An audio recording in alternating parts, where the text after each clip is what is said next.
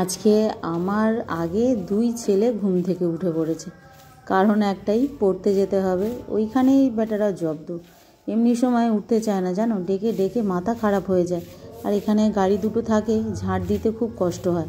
আজকে সকাল উঠেই ওরা আগে গাড়ি নিয়ে পড়তে চলে গেছে, তাই গাড়িগুলো সব বার করে দিয়েছে। আর আমিও সমস্ত কাজ সকাল সকাল মিটে গেল, তার আগে পুজোটা করে ফেললাম।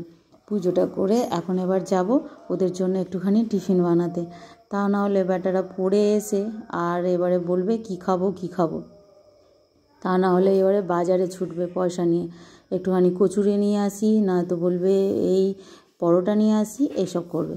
তো আজকে ওইসব কিছু খেতে দেবো না বলেই আমি বাড়িতেই একটুখানি কুমড়ো আলুর তরকারি বানাবো বলে সকাল সকাল বসিয়ে দিয়েছি, ওরা আসার মধ্যেই হয়ে যাবে।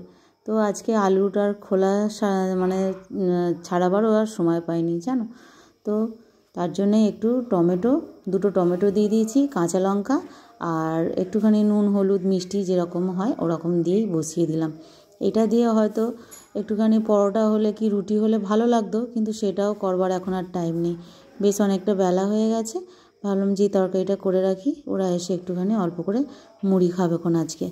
আর এই দেখো, আজকে কর্তামশাই বাজারে গেছে, বললাম যে একটুখানি শাক নিয়ে আসবে, তো ও বাবা নিয়ে এসেছে পাট শাক।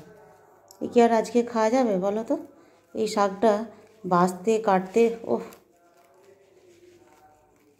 খুব দেরি হয়, আর আজকে খেতে গেলে তাহলে আর সেই সন্ধ্যেবেলা ভাত খাবো জানো, কিন্তু আজকে আর করবো না। এটা অনেকটা পাট শাক এনেছে। এই যে পাট শাক এমনই একটা শাক যে এক দু আঁটিতে তোমার হবেই না।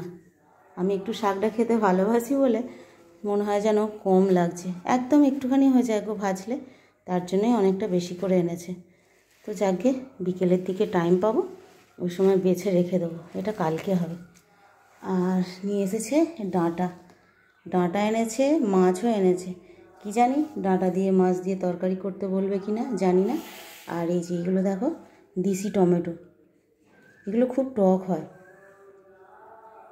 এগুলো একটুখানি ওই টমেটোর ঝাল করলে বেশ খেতে ভালো লাগে, আধা কাঁচা আধা পাকা ঝাল করলে ভালো লাগে। আর এই যে নিয়ে এসেছে পেঁপে দিয়ে কি হবে সেটাও আমি জানি না।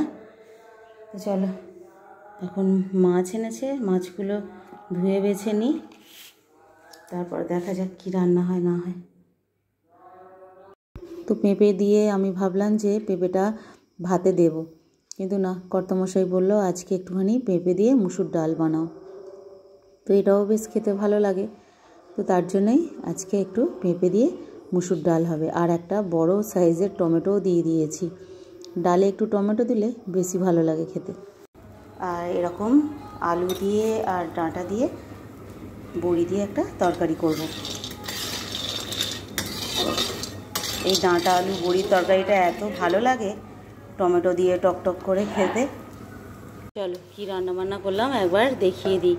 এই যে ডাঁটা আলু বড়ি দিয়ে একটা তরকারি হয়েছে, আর এখানে পেঁপে দিয়ে ডালটা বানিয়ে নিয়েছি। এই যে একটু পেঁপে দিয়ে ডাল, আর এখানে মাছের ঝাল,